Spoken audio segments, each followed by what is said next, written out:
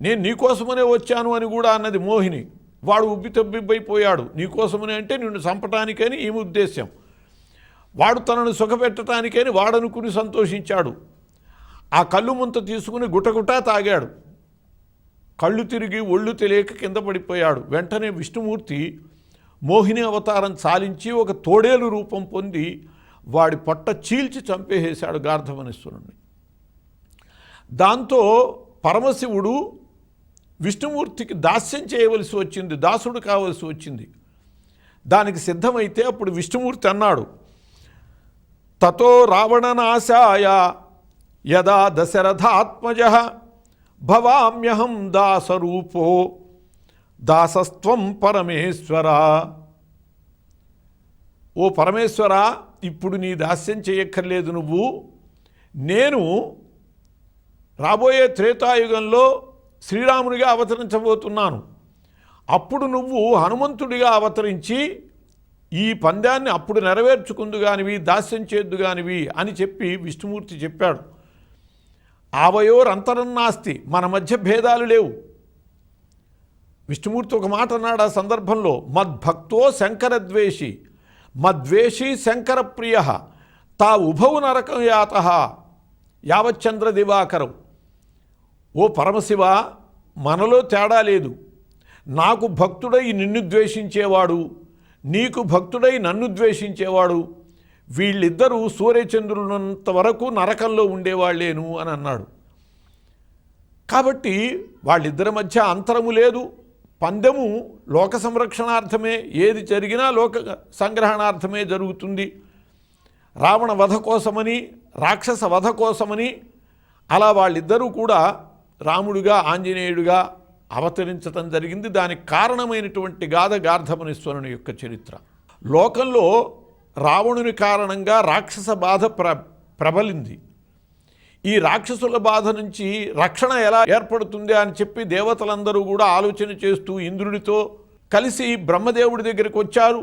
బ్రహ్మదేవుడు శివుణ్ణి కలుపుకుని అందరూ కలిసి బదరికావనంలో తపస్సు చేస్తున్నటువంటి నరనారాయణుల దగ్గరికి వెళ్ళారు.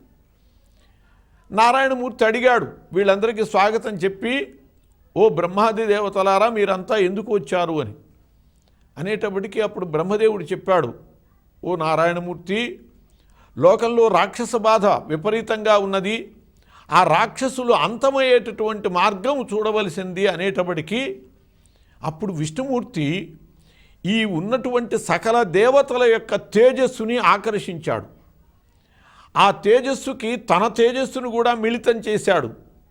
ఆ తేజపుంజాన్ని, సకల దేవతల తేజపుంజాన్ని పరమశివునికి ఇచ్చాడు.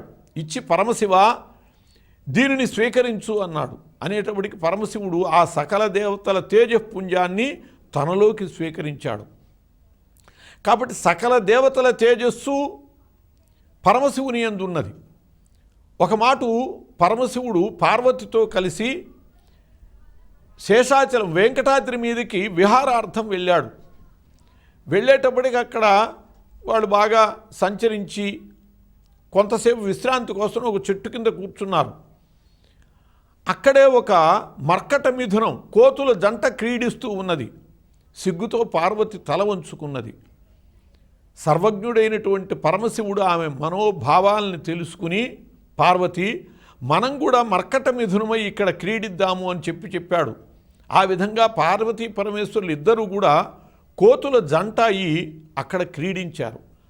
ఆ సందర్భంలో పరమశివుని యందు ఉన్నదే సకల దేవతల తేజపుంజం, దాన్ని పార్వతీ గర్భమునందు ప్రవేశపెట్టాడు పరమశివుడు.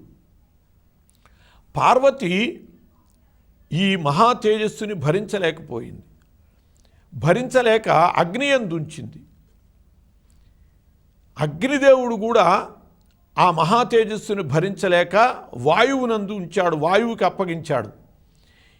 ఈ అగ్నివాయువులు కూడా రాధంతర కల్పంలో పరమశివుణ్ణి కోరుకున్నారు, మాకు కూడా నువ్వు కుమారుడి కావాలి అని. వాళ్ళకు కూడా తథాస్తు పలికాడు శివుడు. ఇప్పుడు ఆ విధంగానే ఆ శివవీర్యాన్ని, సకల దేవతల తేజస్సుని ఈ అగ్నిదేవుడు వాయుదేవుడు కూడా స్వీకరించవలసింది. అలా ఆ విధంగా సకల దేవతల తేజపుంజం పరమశివునికి, పరమశివుని నుంచి పార్వతికి, పార్వతి నుంచి అగ్నికి, అగ్ని నుంచి వాయువునకు చేరినది. వాయుదేవుడు ఆ తేజస్సుని భరిస్తూ నెమ్మదిగా వెడుతున్నాడు. ఆ వాయుదేవుని యొక్క ఆపసోపాలు చూసి పుంజకస్థల అనే అప్సరస నవ్వింది. వెంటనే వాయుదేవుడు శాపం పెట్టాడు. ఈ మహా తేజస్సుని భరించే నన్ను చూసి నవ్వావు కాబట్టి దీన్ని నువ్వే వహిస్తావు అని. అందువలనే ఆ పుంజకస్థల అంశతోనే అంజనాదేవి పుట్టింది. కేసరి ఆనాటి కశ్యపుడే కేసరిగా పుట్టాడు. ఈ కేసరి 60,000 మహాయోధులకి అధిపతి. ఆయన ఒక్కొక్క వానర యోధుడి కింద కొన్ని లక్షల వానరులు ఉంటారు. అటువంటి కేసరి శంఖుడు, శబలుడు అనే రాక్షసులు ఏనుగుల రూపంలో ఉండి ఆశ్రమాలని బాధిస్తూ ఉంటే వాళ్ళని చంపి మునులకి మేలు చేశాడు. శంబసాధనుడు అనే రాక్షసుడు దేవతల్ని బాధిస్తూ ఉంటే వాణ్ణి సంహరించి దేవతలకి మేలు చేశాడు. ఈ దేవతలు, మునులు అందరూ కలిసి కేసరికి ఏదైనా మేలు చేయాలి అని ఆలోచించి, ఆయనకి ఎవరికైనా ఏదైనా చేయాలంటే లోటు ఉంటే చెయ్యాలి, ఆయనకి సమస్తము ఉన్నాయి, మనం ఏమి చేయాలని ఆలోచించి ఆయనకి వివాహం కాల. అటువంటి కేసరికి ఒక మంచి పిల్లనిచ్చి వివాహం చేద్దాము అని నిశ్చయించుకున్నారు.